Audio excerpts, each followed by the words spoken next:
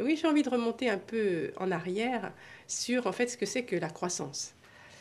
Quand on parle de croissance, on sous-entend, ce qu'on oublie toujours, c'est croissance de la satisfaction des besoins des gens.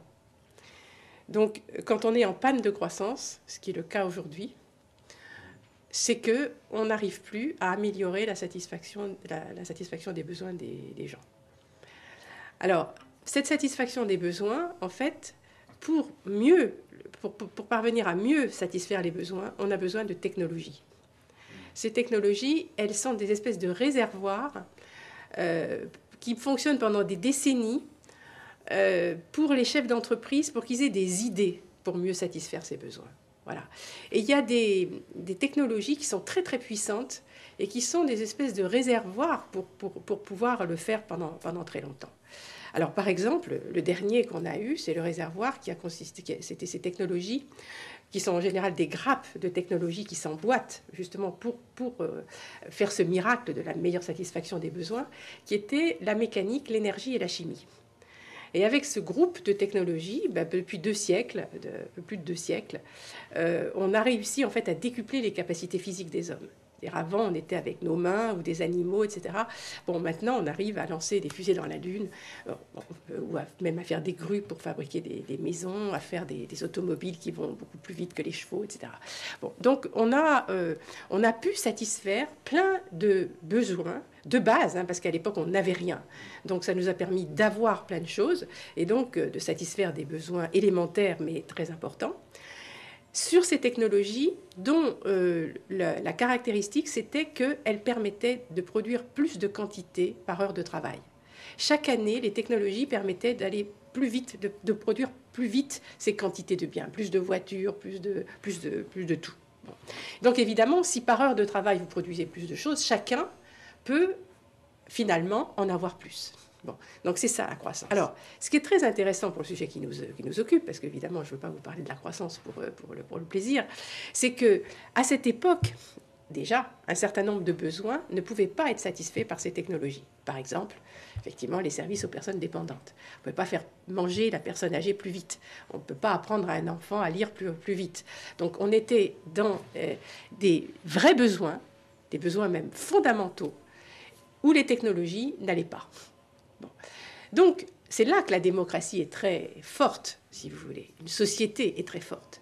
C'est qu'une fois qu'elle a réussi à être dans une situation de croissance de plein emploi, parce qu'il y a un gisement suffisant qui permet de fabriquer cette croissance de plein emploi, alors on est capable de prélever une partie de ces gains de productivité pour financer des hausses de salaire de ceux qui travaillent pour fabriquer ces services qui ne sont pas, eux, productifs. Parce que si on ne faisait pas ça, on n'aurait que les bras cassés, comme les domestiques, si vous voulez. Malheureusement, on prend des gens de l'étranger, comme ça on ne le voit plus. Mais si vous voulez, en réalité, si vous avez des métiers dans lesquels il n'y a pas de gain de productivité et que la société n'organise pas les choses, vous avez en fait quelque chose à 2 vitesses. La société productive dans laquelle les salariés ont des salaires de plus en plus élevés parce que les gains de productivité permettent de distribuer ces gains de pouvoir d'achat, et puis des activités qui seront des activités bas de gamme dans lesquelles on trouvera les salariés qui ne peuvent vraiment pas aller ailleurs. Bon. Comme, encore une fois, ces services, ces besoins de santé, d'éducation, de mobilité, etc., nous paraissaient être des besoins extrêmement importants à satisfaire, on a, encore une fois, organisé les choses pour pouvoir avoir des gens dont les hausses de salaire étaient voisines de ce qu'on avait dans le secteur privé productif, et ainsi avoir des services qu'on appelait sociaux, publics, de très bonne qualité, eu égard aux standards de l'époque. Bon. Très bien, on a vécu là-dessus. Alors à l'époque, l'industrie, c'était 80% du PIB, de la richesse créée, et puis les services, c'était 20%. C'est-à-dire on prélevait une petite partie sur cette industrie qui dégageait des gros gains de pouvoir d'achat, 5, 6, 7% par an, comme aujourd'hui en Chine. Bon. Et avec cette petite partie, on faisait vivre les 20%, encore une fois, de produits qui, eux, ne dégageaient pas de gains de productivité.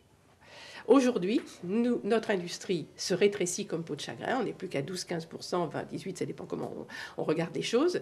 Et en plus, cette industrie ne dégage plus de gains de productivité. elles se délocalisent vers des pays émergents qui savent faire les mêmes choses que nous à 30 fois moins cher pour 30 ans.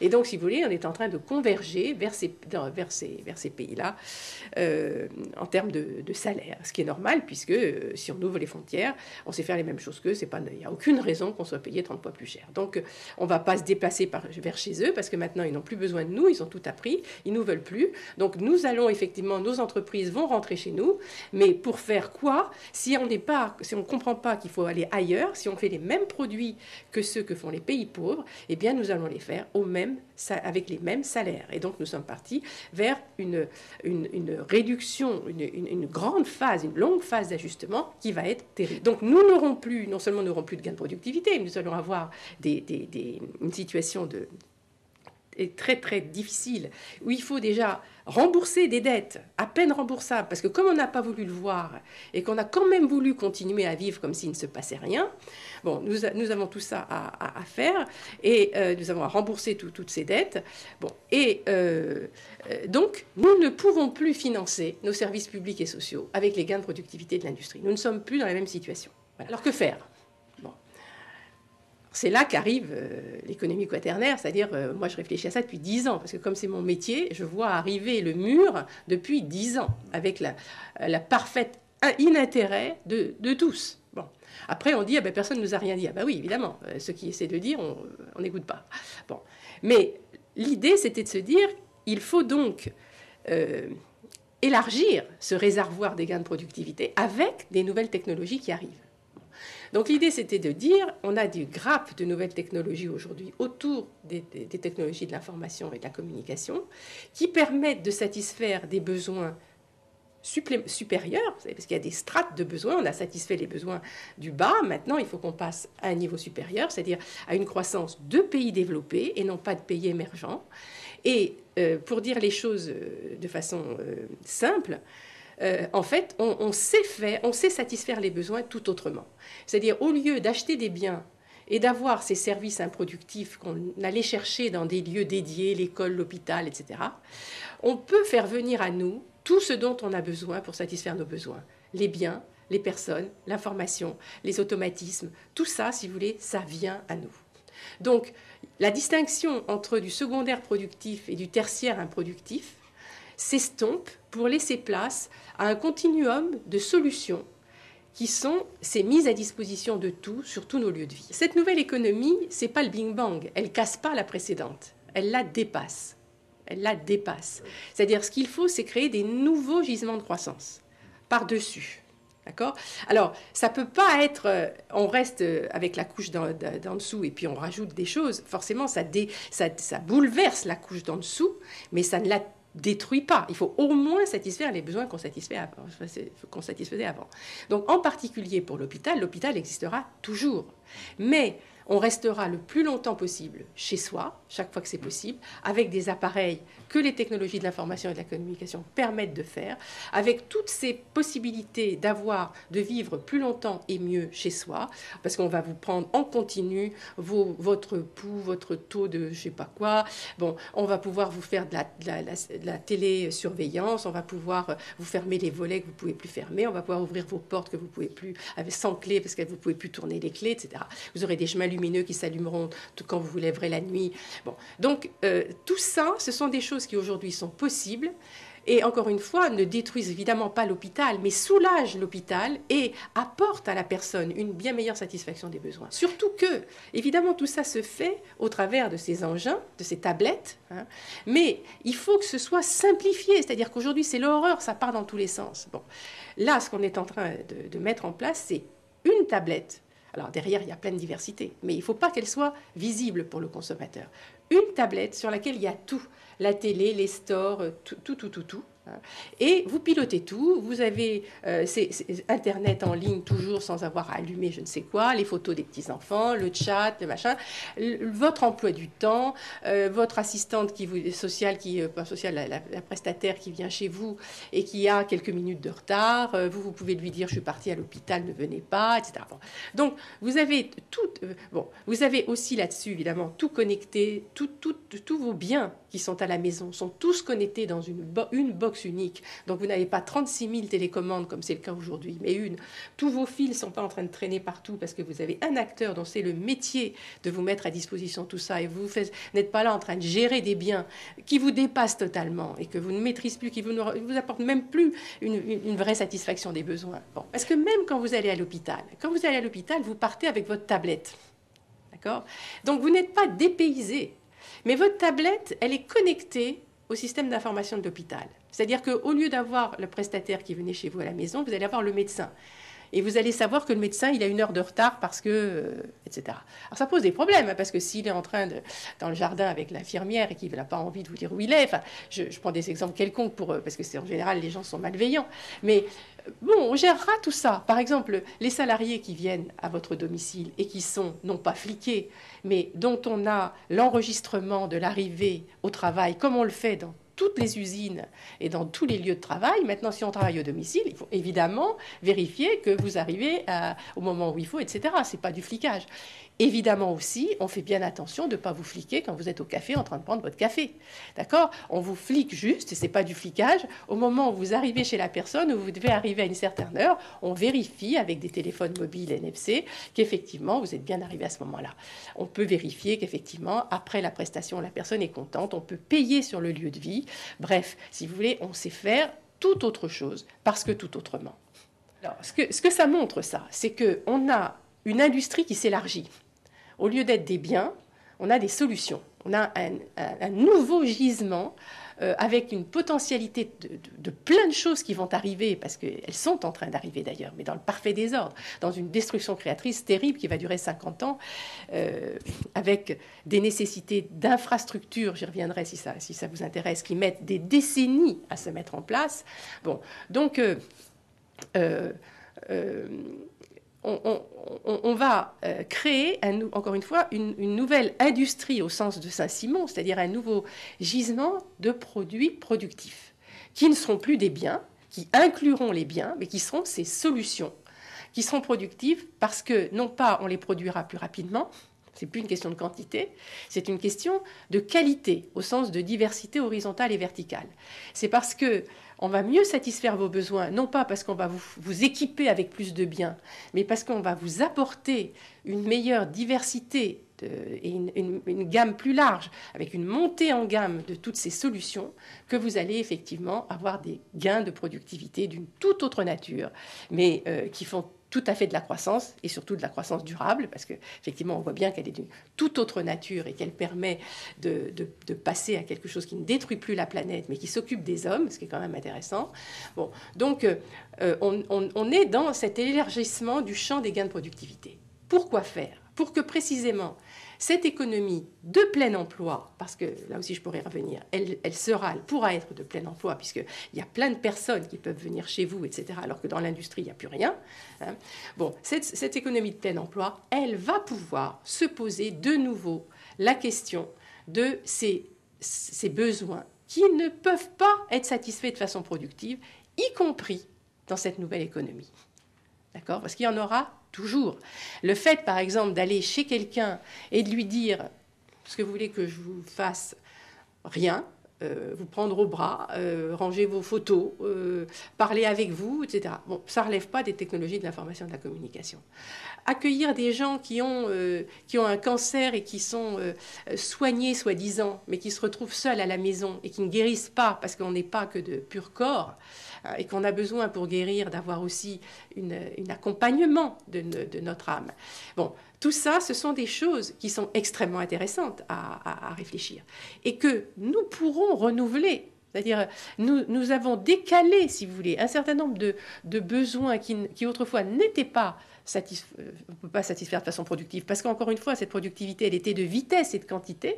Aujourd'hui, elle devient de qualité, de diversité, etc. Donc, on peut satisfaire certains de ces choses avec ces gains de productivité. Et encore une fois, ça n'a rien d'affolant, parce qu'on ne va pas maltraiter la personne dépendante, on va au contraire pouvoir mieux la traiter.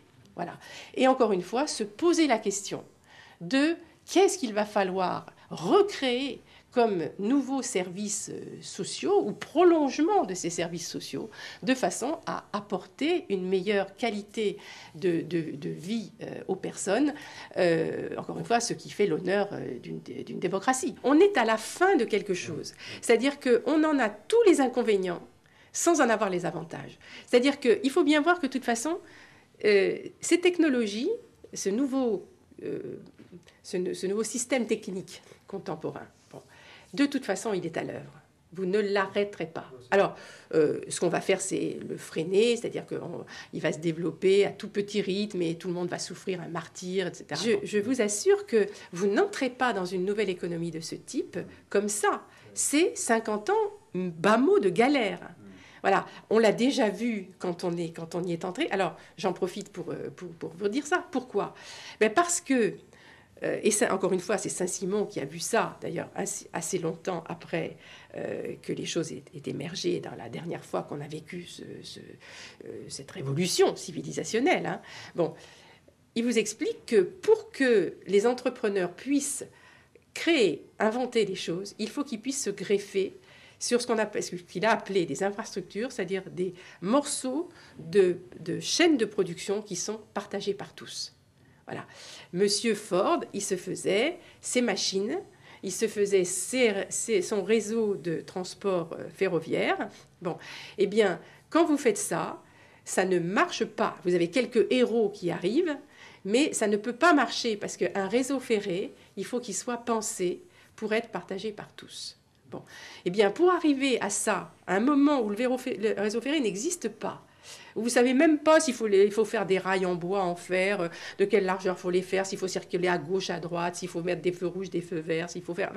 rien. Où il faut faire des gares, est-ce qu'il faut faire des trains de marchandises, des trains de voyageurs. Tout ça, si vous dites, bon, maintenant, ça nous paraît une évidence. Tout ça, on ne savait pas du tout. Donc, chacun se faisait son truc avec ses rails en bois, avec une largeur comme ci. Les uns, ils roulaient à gauche, les autres, ils roulaient à droite. Bon, voilà.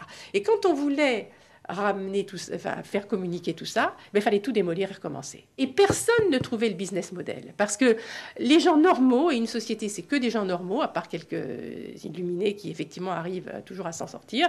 Il faut faire des choses pour des gens normaux, puisque, heureusement, on est des sociétés normales. Et donc, bon, les gens normaux, eux, ils savent faire une chose, c'est-à-dire se brancher sur une infrastructure et faire leur métier. Bon, si on a eu tant d'appareils électroménagers, c'est parce que celui qui faisait les mixeurs, il ne devait pas faire le réseau d'électricité. Tant qu'il faut qu'il fasse le réseau d'électricité, ça ne le fait pas. Voilà. Et on n'a pas d'appareil électroménager. Voilà. Simplement, arriver à concevoir qu'il faut faire un réseau d'électricité, qu'on sache faire ce réseau d'électricité, c'est-à-dire que ceux qui le font, qui ne savent pas les usages, voyez, il faut le faire pour un usage. Bon, mais quel usage? Avec qui? Qui pilote tout ça? Bon, s'il n'y a pas quelqu'un qui gère l'intérêt collectif, puisque c'est de l'intérêt général. Voilà. S'il n'y a pas au plus haut niveau quelqu'un qui voit que ceci se passe, et qui n'ont pas le fait, parce que l'État, il ne sait rien faire, juste voir que ça se passe et protéger, essayer d'accélérer ce processus d'émergence de ces nouvelles infrastructures, qui, encore une fois, sont des choses d'une complexité effrayante, puisqu'encore une fois, il faut faire quelque chose de partagé que l'on ne connaît pas. Voilà. Alors, comme vous dites tout à l'heure, ça donne le tournis. Oui, ça donne le tournis. On est en train de faire ça. Et c'est cette mission que m'a confiée le Premier ministre, parce que comme j'ai réfléchi depuis 10 ans à cette infrastructure, on l'a commencé à la mettre en œuvre précisément pour les personnes en perte d'autonomie, parce que tout le monde est d'accord pour dire qu'il faut mieux satisfaire les besoins de cette catégorie de population. Donc, l'État est en plus, les pouvoirs publics sont responsables de cela. Ils payent, ils n'ont plus d'argent. Donc, si on fait cette infrastructure, on s'aperçoit d'une part qu'on réduit les coûts des services qu'on faisait avant de 20 ou 30%, c'est-à-dire de quelques milliards d'euros, ce qui est quand même une bonne nouvelle par les temps qui courent, avec des services qui sont meilleurs, et surtout que sur cette infrastructure, vous pouvez greffer, tels les appareils électroménagers d'avant, toutes ces nouvelles solutions dont je vous parlais tout à l'heure. C'est-à-dire que vous allez pouvoir effectivement faire en sorte que les personnes âgées en perte d'autonomie aillent moins vite dans les maisons de retraite, moins longtemps à l'hôpital, et puissent rester plus heureuses chez elles avec une meilleure assistance qui sera gagée par la convergence de tous ces nouveaux systèmes sur une infrastructure mutualisée, partagée, simple et qui rend ces solutions rentables.